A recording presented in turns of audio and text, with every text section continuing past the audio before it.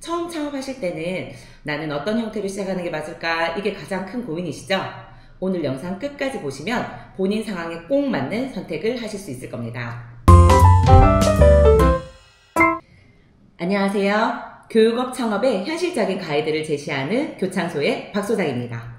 오늘은 교육업 창업을 고민하시는 분들이 꼭 알아야 할 공부방, 교습소, 학원의 차이점을 정리해 드리도록 하겠습니다. 네, 가장 먼저 공부방입니다. 공부방은 보통 주택이나 아파트 내에 소규모로 운영되는 교육공간이에요. 학원법상 등록 대상이 아니기 때문에 정식 학원으로 분류되진 않습니다. 하지만 교육청에 신고는 해야 합니다. 이걸 개인과외 교습자 신고라고 말합니다.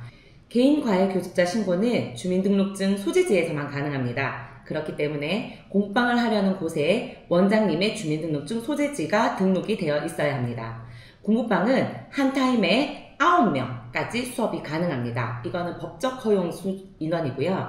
한 교사에 동시 수용되는 인원을 말합니다. 교실의 평형은 제약이 없기 때문에 가장 작은 방 또는 거실, 큰 방 어디든 선택하셔서 하시면 됩니다. 강사나 보조교사를 두는 것은 원칙적으로 불가능합니다. 원장님 혼자 수업을 하셔야 하고요.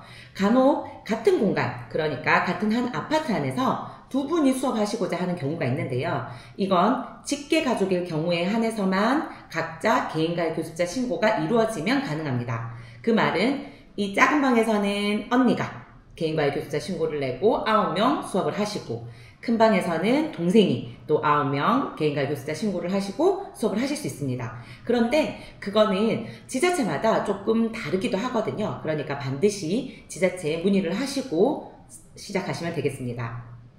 또한 아파트 단지 내에 운영 규정이나 지자체 생활소음 규제는 지켜야 합니다. 이건 아파트마다 모두 다르기 때문에 오픈하시고자 하는 아파트 관리사무소를 찾아가시면 관련 규약에 대해서 알려주실 겁니다.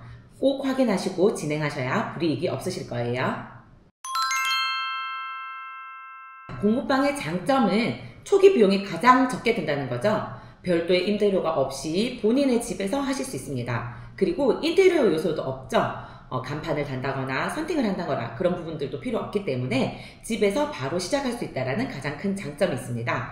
또한 학생과 학부모와의 친밀감이 좋습니다. 어머님들께서 특히 어린 연령들 같은 경우에는 어머님들께서 집과 가장 가까운, 가장 비슷한 환경으로 보내길 원하시거든요. 그러니까 그런 친밀감이 형성이 될 수 있다는 게 장점일 수 있겠습니다.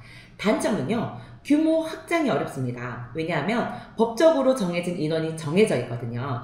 한 타임에 9명까지만 수업을 할 수 있다는 규정이 있기 때문에 더 이상 규모 확장을 할 수가 없겠죠. 그리고 전문성이 떨어진다 생각하실 수도 있습니다. 광고나 홍보에 제약이 있을 수도 있겠죠. 정리하자면 주부 창업자나 소자본 창업자가 시작하기 좋은 형태라고 볼 수 있습니다. 단점을 보완할 수 있는 전문적인 프로그램이나 그리고 전략적인 홍보가 중요합니다. 다음은 교습소입니다. 교습소는 1인 원장이 한 가지 과목만 직접 지도하는 교육기관입니다. 관할 교육청에 등록을 하셔야 되고요. 한 명의 교습자가 제한된 인원에게 수업하는 구조입니다.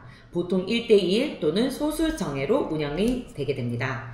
강사나 직원을 두는 것은 원칙적으로 불가능합니다. 상가 평수에 제약이 없어서 작은 평형으로도 시작이 가능하지만 평수에 따라서 한 타임당 수용 인원이 정해지게 되니까 수익 구조를 잘 따져보시고 선택하시면 되겠습니다. 교습소의 장점은 교육청에 등록을 하는 정식 학원이기 때문에 공신력이 있겠죠. 또한 비교적 작은 공간에서도 시작할 수 있기 때문에 주택가 상가에서도 가능합니다. 그러니까 학원에 비해서 창업 비용이 저렴하다는 거죠. 단점은 원장님이 혼자 본인이 직접 가르쳐야 하기 때문에 확장성에 또한 제한이 있을 수 있습니다. 또 순수익도 한정적일 수 있겠죠. 그리고 직원이나 강사를 두고 운영하는 건 원칙적으로 불가능하기 때문에 더 이상 확장할 수 있는 규모가 작아진다는 거죠. 따라서 창업 비용이 한정적이지만 가정과 일터를 분리하기를 원하시는 분, 전문 과목 지도 능력이 있으신 선생님께 적합합니다. 아까도 말씀드렸듯이 교습소는 한 과목만 가르칠 수 있거든요. 그렇기 때문에 여러 과목을 동시에 하고자 하시는 분은 교습소가 적당하지 않습니다. 수익 구조를 잘 분석하셔서 창업하시는 게 중요합니다. 마지막은 학원입니다. 학원은 정식으로 교육청에 등록된 사교육기관입니다. 교습 인원에는 제한이 없지만 평수에 따른 수용 인원은 정해지게 됩니다. 인테리어를 하고 나시면 교육청에서 점검을 오시게 되거든요. 그때 이 학원에는 동시에 수용 인원이 몇 명까지 가능합니다 라는 것을 정해줍니다. 거기에 맞추셔서 수용 인원을 정하시면 되겠습니다. 또 학원은 지자체마다 허가가 나는 교실 평형이 정해져 있습니다. 반드시 교육청 확인이 필요하니까 확인을 하시고 평형을 알아보시길 바랍니다. 강사를 채용해서 여러 반을 동시에 운영할 수도 있습니다. 직원 채용도 가능합니다. 장점은 브랜드화나 규모 확장이 가능하겠죠. 동시에 여러 반을 운영할 수 있기 때문에 규모 확장이 얼마든지 가능하게 됩니다. 학생 수를 많이 모집할 수 있기 때문에 수익성이 가장 높습니다.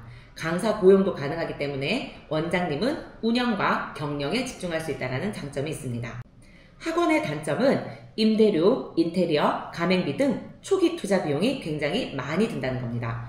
또한 등록 절차와 규제가 굉장히 까다롭고 복잡하기 때문에 잘 알아보시고 하셔야 된다는 거죠. 그리고 마지막으로는 경쟁이 굉장히 치열합니다. 상가로 나와 있는 학원의 평수는 굉장히 많기 때문에 수입 구조가 어떻게 되는지 그리고 상권 분석을 정확히 하고 들어가야 될 필요성이 있습니다. 정리하자면 학원은 수익 극대화를 목표로 하고 일정한 자본과 인력이 준비된 경우 학원이 가장 적합합니다.